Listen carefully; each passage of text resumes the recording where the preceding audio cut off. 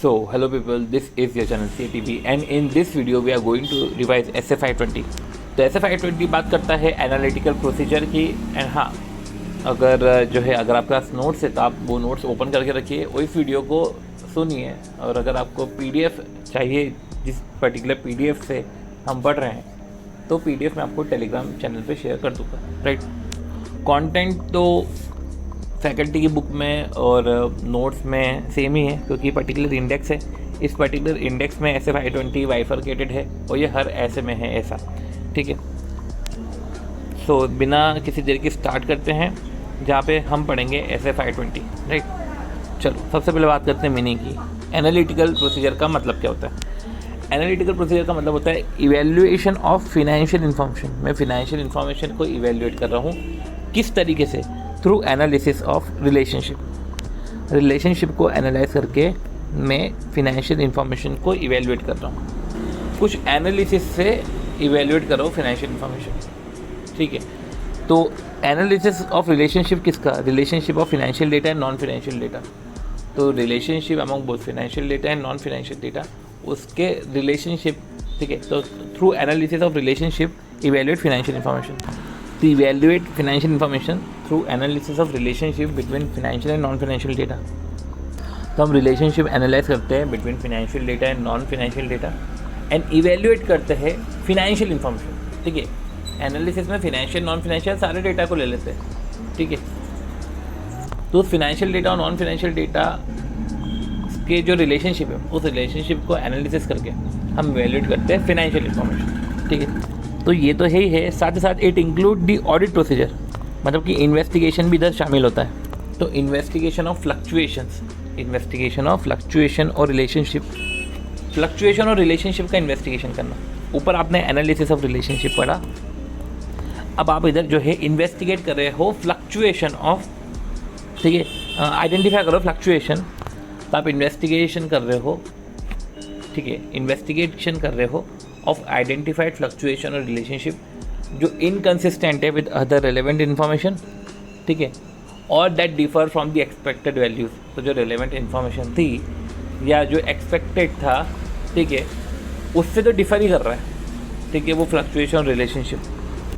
तो analysis of relationship between financial data and non financial data and evaluate financial information. साथ ही साथ investigation identified fluctuation and relationship का that differ significantly from the जो है expected values और that are inconsistent with the related information. अब देखो कुछ एनालिटिकल प्रोसीजर के एग्जांपल क्या है। Comparison with prior period information. देखो कंपैरिजन आ जाता है, रेशियो एनालिसिस आ जाता है, एनालिसिस ऑफ सिग्निफिकेंट रेशियोज़, और बाकी एनालिसिस ऑफ रिलेशनशिप तो है ही। तो देखो एनालिसिस ऑफ रिलेशनशिप ऑब्लिक में रेशियो लिख लो, और कंपैरिजन, ये सब जो है एनालिटिकल प्रोसीजर है। अब पॉइंट ये है कि एनालिसिस करना है financial and non financial data. Right, जैसे फिनेंशियल डेटा हमारा सेल हो गया, तो सेल और नॉन फिनेंशियल डेटा हमारा हो गया square footage of selling space. हमारा जो सेलिंग स्पेस है, तो उसका पर स्क्वायर फुट से हम सेल्स को रिलेट कर रहे हैं। ठीक है, तो सेल्स पर स्क्वायर फुटेज या सेल्स पर वॉल्यूम ऑफ गुड्स सोल्ड। ये जो अभी अपन एग्जाम्पल पढ़े, comparison with prior period information, ratio analysis. Right, जिसको नेचर ऑफ एनालिटिकल प्रोसीजर भी बोल सकते हैं। राइट, जहाँ पे हम कंपैरिजन कर रहे हैं और रिलेशनशिप को एनालिसिस कर रहे हैं या रेशियो एनालिसिस कर रहे हैं। तो देखो बात आती है नेचर ऑफ एनालिटिकल प्रोसीजर की। तो नेचर ऑफ एनालिटिकल प्रोसीजर में हम कंपैरिजन करते हैं और एनालिसिस ऑफ रिलेशनशिप करते हैं। अब कंपैरिजन एक फिनेंशियल इन्फॉर्मेशन का जो है हम प्रायर पीरियड के साथ कर देते हैं, या हम फिनेंशियल इन्फॉर्मेशन का कंपैरिजन एक्सपेक्टेड फिगर्स या एक्सपेक्टेड वैल्यूज़ बजट के साथ कर लेते हैं। फिनेंशियल इन्फॉर्मेशन का कंपैरिजन हम सिमिलर इंडस्ट्री से कर लेते हैं। एक तो क्या पास्ट, एक हो गया फ्यूचर, और एक हो गया सिमिलर इंडस्ट्री से हम कंपैरिजन कर देते हैं। ये हो गया कंपैरिजन।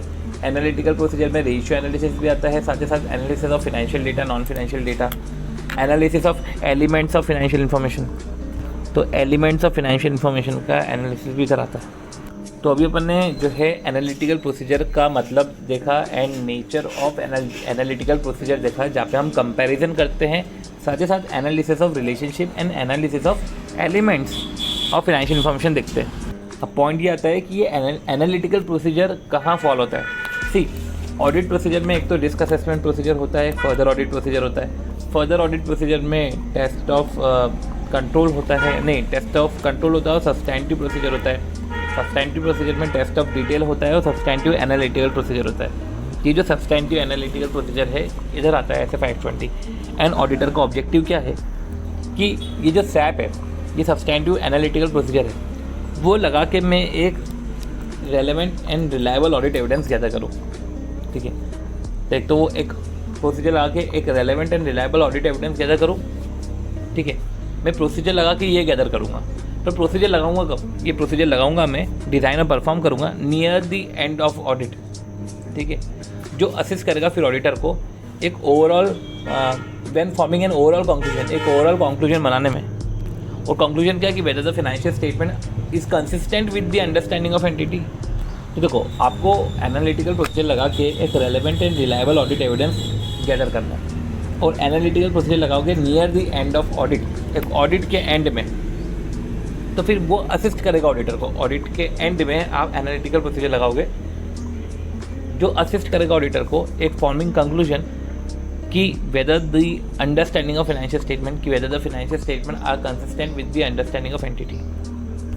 फिर पॉइंट आता है एनालिटिकल प्रोसीजर का, राइट, एनालिटिकल प्रोसीजर का, सॉरी ऑडिट प्रोसीजर का। ठीक है, तो देखो अभी तक हमने जो है एनालिटिकल प्रोसीजर का मतलब देखा। ठीक है, जहाँ पे रिलेशनशिप का एनालिसिस करते हैं, ठीक, फाइनेंशियल नॉन फाइनेंशियल का, और इवेल्युएट करते हैं फाइनेंशियल इन्फॉर्मेशन, साथ ही साथ इन्वेस्टिगेट करते हैं। Investigation of identified fluctuation relationship, वो आइडेंटिफाइड है, दिख रहा है, वो आइडेंटिफाइड फ्लक्चुएशन रिलेशनशिप है डेट आर इनकन्सिस्टेंट। ठीक है, उन्हीं का ही इन्वेस्टिगेशन करते हैं जो फ्लक्चुएशन और रिलेशनशिप इनकन्सिस्टेंट है, ये डिफर कर रहे सिग्निफिकेंटली, राइट। अब ये पॉइंट पढ़ने के बाद ऐसा है,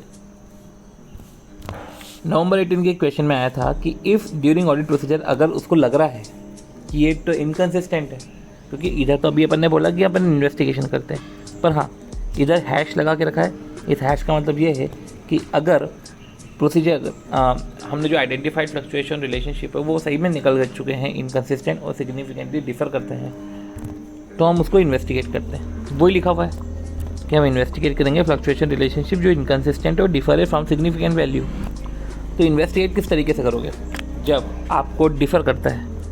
इन्वेस्टिगेट कैसे करोगे? जब आपको लग रहा है कि जो आइडेंटिफाइड फ्लक्चुएशन रिलेशनशिप है वो डिफ़र करते हैं, ठीक है, वो इनकन्सिस्टेंट है विद अदर ऑडिट एविडेंसेस और वो डिफ़र करते हैं फ्रॉम द एक्सपेक्टेड वैल्यू। सी, ये सब देखने के बाद अब एनालिटिकल प्रोसीजर में कंसीडरेशन अपन देखते हैं। अब कंसीडरेशन में हम क्या देखते हैं, या तो नेचर ऑफ एनालिटिकल प्रोसीजर मान लो, या कंसीडरेशन जहाँ पे हम कंपैरिजन करते हैं फिनेंशियल इन्फॉर्मेशन का with prior period information, with anticipated result, budget जो भी है। तो एक तो पास्ट से, एक फ्यूचर से, एक सिमिलर इंडस्ट्री से कंपैरिजन कर लेते हैं, और जो भी एक्सपेक्टेड है वैल्यूज़, ऑडिटर एक्सपेक्टेशन, इन सब से हम कंपैरिजन करते हैं, ठीक है। तो एक तो हो गया कंपैरिजन, तो ये वापस से डेफिनेशन को ही तोड़ के बोला गया है, ठीक है। फिर वो relationship between financial information and non financial information, right. Relationship, analysis of relationship between financial data and non financial data and evaluate the financial data. तो ये जो एनालिटिकल प्रोसीजर में बोल के रखा है ना, ये एनालिटिकल प्रोसीजर के कंसीडरेशंस में आता है। तो एनालिटिकल प्रोसीजर के कंसीडरेशंस में जो है हम ये इंक्लूड कर सकते हैं, तो इसलिए हम बेटर है कि इधर ही लिख लेते हैं कि एनालिटिकल प्रोसीजर के कंसीडरेशन में ये तो आता ही आता है, राइट। साथ ही साथ जो है नेचर ऑफ एनालिटिकल प्रोसीजर भी आता है। फिर रही बात डेट ऑफ एनालिटिकल प्रोसीजर की, तो वो तो जो है वो खुद से भी कर सकते हैं, ठीक है। पहले तो एनालिटिकल प्रोसीजर आप खुद से भी कर सकते हो या in combination with test of details कर सकते हो। और near the end of audit, after the audit नहीं, near the end of audit, right. जो असिस्ट करेगा ऑडिटर को एक ओवरऑल कंक्लूजन फॉर्म करने में ऑन फाइनेंशियल स्टेटमेंट कि वेदर जो फाइनेंशियल स्टेटमेंट है क्या वो कंसिस्टेंट है with the understanding of entity. और साथ ही साथ ये डिटेक्शन रिस्क को भी रिड्यूस करेगा। जब एनालिटिकल प्रोसीजर हम ज़्यादा लगाते हैं तो ऐसे केस में डिटेक्शन रिस्क हमारा कम होता है, ठीक है। अब प्रोसेस ऑफ एनालिटिकल प्रोसीजर, ये ऑडिटर प्रोसीजर अपन मान लेते हैं या प्रोसेस ऑफ एनालिटिकल प्रोसीजर मान लेते हैं, ये इस पर अच्छे क्वेश्चन पूछे हैं। तो जो ऑडिटर प्रोसीजर है, ठीक है, ऑडिटर प्रोसीजर है, उसको 4 पार्ट में बांटा गया है, ठीक है। तो ऐसे ही प्रोसेस ऑफ एनालिटिकल प्रोसीजर में 4 पार्ट में बांटा है। सबसे पहले determine suitable SAP, after taking into account risk of material statement, materiality level, test of detail, accuracy of result, चलो जो भी है, हम सूटेबल सैप डिटरमाइन करते हैं। अब जो सैप है वो पर्टिकुलर डेटा पे लगाएंगे, क्योंकि सैप में क्या होता है, एनालिसिस ऑफ रिलेशनशिप ना between financial and non financial data, तो रिलायबिलिटी ऑफ डेटा, तो हम सूटेबल सैप सिलेक्ट करा। अब डेटा की रिलायबिलिटी देखेंगे जो मैनेजमेंट ने बनाया है। तो अपन सैप में करते क्या है कि हम एनालिसिस ऑफ रिलेशनशिप करते हैं फाइनेंशियल डेटा और नॉन फाइनेंशियल डेटा का एंड इवेल्युएट करते हैं फाइनेंशियल इन्फॉर्मेशन।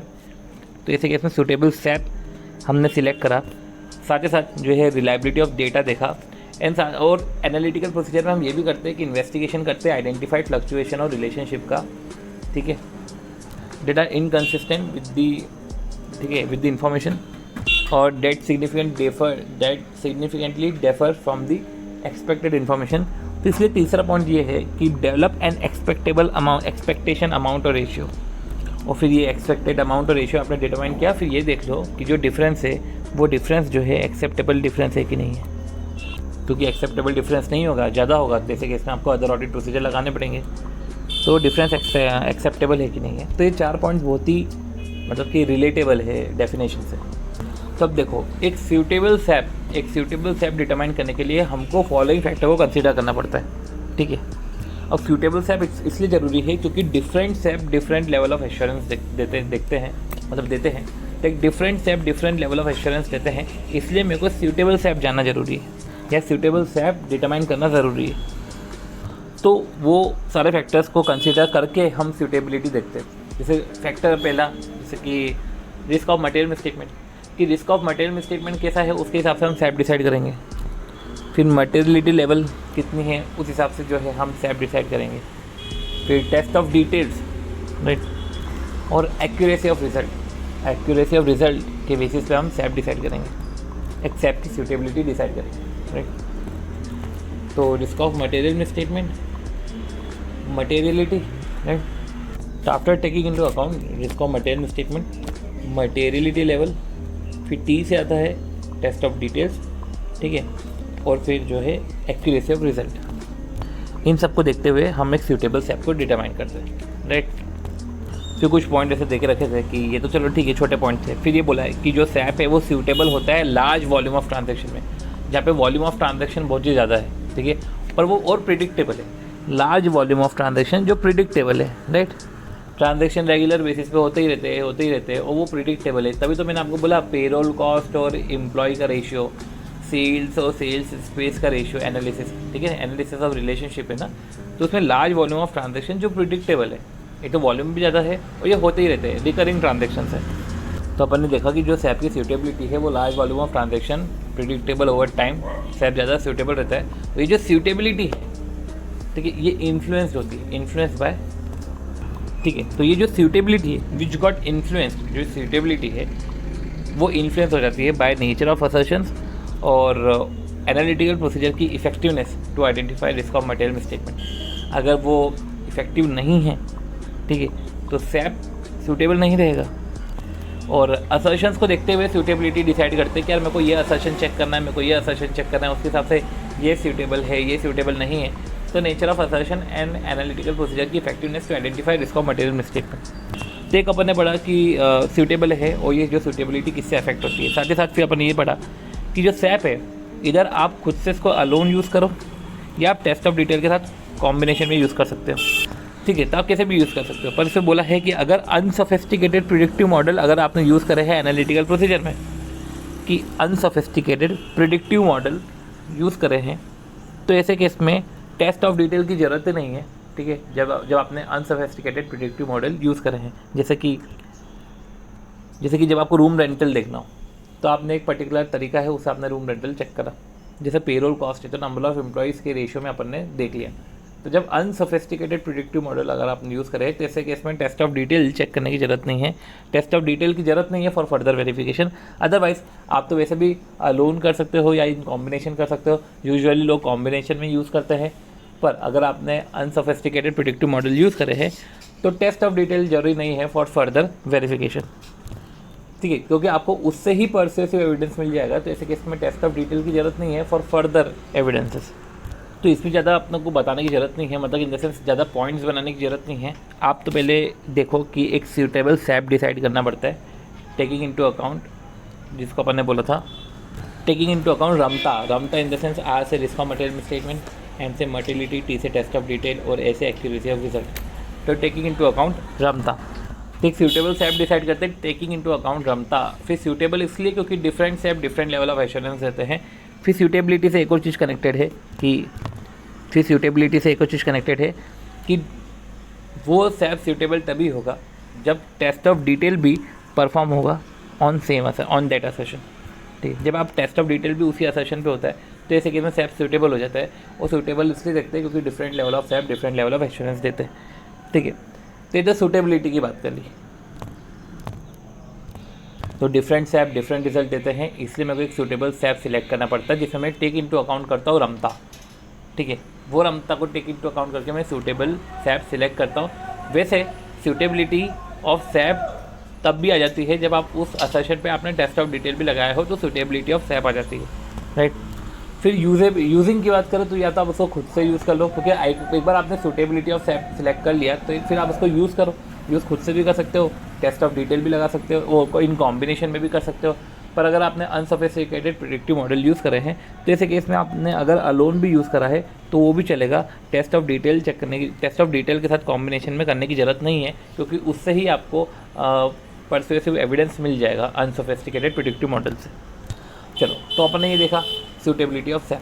फिर आता है reliability of data. Data reliable होना चाहिए, क्योंकि सैप पर्टिकुलर हम डेटा पे ही लगाएंगे तो डेटा भी तो रिलायबल होना चाहिए। हमने सैप सिलेक्ट कर लिया पर डेटा भी तो रिलायबल होना चाहिए।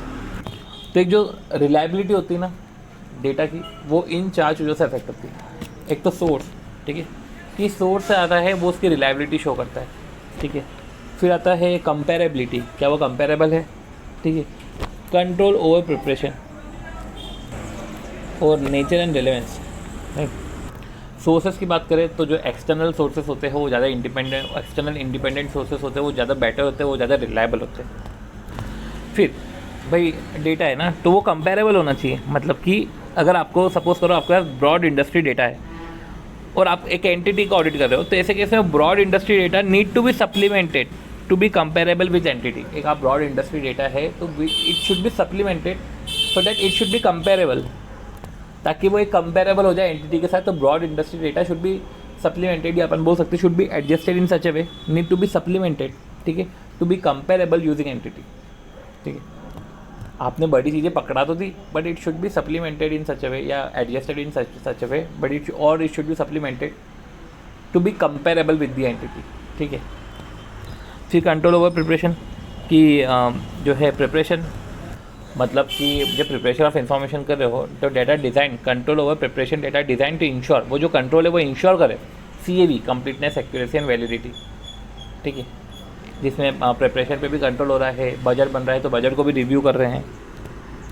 फिर नेचर एंड रेलेवेंस कि हमने बजटेड की बात करी तो बोल रहे हैं कि जो बजट इस्टेब्लिश करते हो, budget prepared as a result of expected information. ठीक है, budget have been establish as result to be expected, sorry, budget आप बनाओ as a result to be expected, कि ये रिजल्ट एक्सपेक्टेड है, rather than goals to be achieved. क्या achieve करना है ये नहीं देखते हुए क्या हमने करा है और उससे आगे क्या एक्सपेक्टेड है कि इतना हो पाएगा, वो रियलिस्टिक बजट होने चाहिए। तो जो रिलायबिलिटी ऑफ डेटा है वो अफेक्टेड बाय 14 SCCA सोर्स। ठीक है, सोर्स के बाद आता है comparability, control over preparation and nature and relevance. Source की बात करें तो एक्सटर्नल सोर्स, कंपेरेबिलिटी मतलब कि अगर ब्रॉड इंडस्ट्री डेटा है, कंपेरेबल इन्फॉर्मेशन होना चाहिए, जैसे कि broad industry data should be adjusted, should be supplemented so that it become comparable with the entity, ताकि हम कंपैरिजन करके पता कर सके कि किस तरीके से एंटिटी वर्क कर रही। फिर सी आता है कंट्रोल ओवर प्रिपरेशन, कि जब डेटा प्रिपेयर हो रहा है तो प्रॉपर कंट्रोल होना चाहिए। ठीक है, जो इंश्योर कर रहा है कंप्लीटनेस, एक्यूरेसी, वैलिडिटी, तो कंट्रोल्स ओवर प्रिपरेशन होना चाहिए। ठीक है, कि जो प्रिपरेशन हो तो control over preparation, proper control होना चाहिए, राइट। जैसे कि जब आप प्रिपरेशन के दौरान कंट्रोल होना चाहिए, बजट को भी इनफैक्ट रिव्यू करना चाहिए। साथ ही साथ एक नेचर एंड रेलेवेंस, कि जो बजट हो रहे हैं, जो प्रिपेयर हो रहे हैं, मतलब एक रेलेवेंट इन्फॉर्मेशन होना चाहिए। रेलेवेंट इन्फॉर्मेशन वो होती है कि भाई जब आप बजट प्रिपेयर कर रहे हो तो बजट प्रिपेयर कर रहे हो एज एन एक्सपेक्टेड। ठीक है, व्हाट इज़ एक्सपेक्टेड, कि रिजल्ट इतना एक्सपेक्टेड है रादर देन जो मेरे को अचीव करना है, क्योंकि जो आपका अचीव करना है वो अनरियलिस्टिक हो सकता है, पर जो रिजल्ट एक्सपेक्टेड है वो आपके पास्ट के एक्ट को देखते हुए ये पता कर सकते हैं कि कितना रिजल्ट एक्सपेक्टेड है। फिर एक डेवलपमेंट ऑफ एक्सपेक्टेड अमाउंट, जो अपन ने देखा ही था कि एक डेवलपमेंट ऑफ एक्सपेक्टेड अमाउंट तो होता ही है। तो सूटेबिलिटी ऑफ डेटा, एक सूटेबिलिटी ऑफ डेटा होता है। सूटेबिलिटी ऑफ डेटा क्या है? पर्टिकुलर सूटेबिलिटी ऑफ सैप, एक सैप सूटेबिलिटी, ठीक है, एक सूटेबल सैप हम सिलेक्ट करते हैं, एक रिलायबिलिटी ऑफ डेटा, एंड फिर एक डेवलप करते हैं एक्सपेक्टेड अमाउंट और रेशियो, ठीक है। तो जो पर्टिकुलर ऊपर डेटा रिलायबल है ना, उस रिलायबल डेटा से हम डेवलप करते हैं एक्सपेक्टेड अमाउंट और रेशियो। फिर ये देखते हैं और इवेल्युएट करते हैं, ऐसा नहीं कि डेवलप करके छोड़ दिया, इवेल्युएट करते हैं कि जो हमने एक्सपेक्टेड अमाउंट और रेशियो डिसाइड किया है क्या वो सफिशिएंटली प्रिसाइज है टू आइडेंटिफाई मटेरियल मिसस्टेटमेंट। तो हमने एक एक्सपेक्टेड अमाउंट और रेशियो को डेवलप करा, ठीक है, एक रिलायबल डेटा था हमारे पास, रिलायबल डेटा से हमने एक्सपेक्टेड अमाउंट और रेशियो डेवलप करा और देखा, इवेल्युएट करा कि वैसा जो डेटा और रेशियो है क्या वो प्रिसाइज है उतना टू आइडेंटिफाई मटेरियल मिसस्टेटमेंट। फिर एक एक्सपेक्टेड अमाउंट डिसाइड करने के बाद determine the amount of any difference of recorded amount from expected value. तो आपने एक एक्सपेक्टेड अमाउंट डिसाइड करा, ठीक है, और determine the amount of difference of recorded amount from expected value. उस एक्सपेक्टेड वैल्यू और रिकॉर्डेड अमाउंट में क्या डिफरेंस है और क्या वो एक्सेप्टेबल है, क्योंकि अगर वो, ठीक है, डेविएट करा ज़्यादा, देखो एक्सेप्टेबल डिफरेंस होगा तो बात ही खत्म है, पर अगर वो डेविएट कर रहा है तो ऐसे केस में इन्वेस्टिगेशन करते हो। इन्वेस्टिगेशन किस तरीके से करते हो? इंक्वायरी करते हो, अदर ऑडिट प्रोसीजर लगाते हो। तो एक तरीके से सबसे पहले हमने सूटेबिलिटी ऑफ सैप देखा, तो सैप तो जरूरी है, डिफरेंट सैप डिफरेंट एश्योरेंस देते हैं, तो टेक इन टू अकाउंट ही रमता, ठीक है। फिर different SAP different level of assurance देते हैं, टेक इन टू अकाउंट रमता, फिर सूटेबल होगा अगर टेस्ट ऑफ डिटेल के साथ यूज़ करें सेम असर्शन पे। फिर अनसोफिस्टिकेटेड प्रेडिक्टिव मॉडल में तो टेस्ट ऑफ डिटेल भी यूज़ करने की ज़रूरत नहीं है। फिर large volume of data predictable over time पे यूज़ होता है, ठीक है, which got influenced by the nature of assertion और एनालिटिकल प्रोसीजर की effectiveness to identify risk of material misstatement. फिर सोर्स ऑफ इन्फॉर्मेशन, ठीक है, सॉरी रिलायबिलिटी ऑफ डेटा, तो सैप क्योंकि हम वो डेटा पे लगाएंगे, राइट। तो डेटा जो है SCCN जिसमें अपन ने सोर्स, ठीक है, कंपेरेबल इन्फॉर्मेशन, ठीक है, SCC control over preparation, proper control होना चाहिए। और फिर जो है नेचर एंड रेलेवेंस की जो बजट की बात करके रखे थे कि बजट वो है, बजट जो है वो एज ए एक्सपेक्टेड रिजल्ट के बेसिस पे बजट बनाना चाहिए, ठीक है, to keep to consideration the expected result not the goals to be achieve, ठीक है। फिर एक एक्सपेक्टेड अमाउंट अपन ने डेवलप करा, उस रिलायबल डेटा से हमने एक्सपेक्टेड अमाउंट डेवलप करा और फिर ये देखा कि क्या वो सफिशिएंटली प्रिसाइज है टू डिटरमाइन, ठीक है, to identify material misstatement. And then फिर जो डिफरेंस है तो अपन ने देखा कि जो डेविएशन है ऑफ रिकॉर्डेड अमाउंट, ठीक है, फ्रॉम द एक्सपेक्टेड अमाउंट, ठीक है, तो डेविएशन जो है तो वो एक्सेप्टेबल है कि नहीं है, और अगर नहीं है तो ऐसे केस में वो है हम फर्दर इन्वेस्टिगेशन ये सब करेंगे। तो अपन ने इस तरीके से एनालिटिकल प्रोसीजर अपन ने पूरी देखी कि किस तरीके से एनालिटिकल प्रोसीजर को लगाया जाता है, राइट। तो ऑडिटर की प्रोसीजर देखी, साथ ही साथ हमने डेटा ऑफ एनालिटिकल प्रोसीजर देखा, फिर अपन ने एक डेफिनेशन देखी जो डेफिनेशन अपने आप में ही बहुत सफिशिएंट है, ठीक है। फिर अपन ने देखा कि नेचर ऑफ एनालिटिकल प्रोसीजर में क्या होता है कि हम प्रायर रेट से, एक्सपेक्टेड इन्फॉर्मेशन से, ठीक है, सिमिलर इंडस्ट्री के इन्फॉर्मेशन से, फिर हम जो है एलिमेंट्स ऑफ फिनेंशियल इन्फॉर्मेशन का बीच में relationship, financial data non financial data का रिलेशनशिप, ये नेचर ऑफ एनालिटिकल प्रोसीजर है। तो ये पेज में भी अपन ने काफ़ी कुछ देख लिया था और ऑब्जेक्टिव यही होता है एनालिटिकल प्रोसीजर लगाने का कि एक relevant and reliable audit evidence gather करूँ, राइट, ठीक है। तो एक तो एक ऑडिट एविडेंस गैदर करना रेलेवेंट और रिलायबल, वो जो ऑडिट प्रोसीजर है वो उसको डिज़ाइन या जो भी परफॉर्म है वो near the end of audit period करना है, जो असिस्ट करेगा ऑडिटर को ये समझने में कि जो फिनेंशियल स्टेटमेंट है क्या वो कंसिस्टेंट है with the understanding of entity. एक कंक्लूजन फॉर्म करने में मदद करेगा कि जो मेरे फाइनेंशियल स्टेटमेंट है वो कंसिस्टेंट है with the understanding of entity. तो इस तरीके से वीडियो ओवर होता है। अगर वीडियो अच्छा लगे तो please do like the video, share the video and subscribe to the channel CATV। मिलते हैं हम नेक्स्ट वीडियो में, बाय।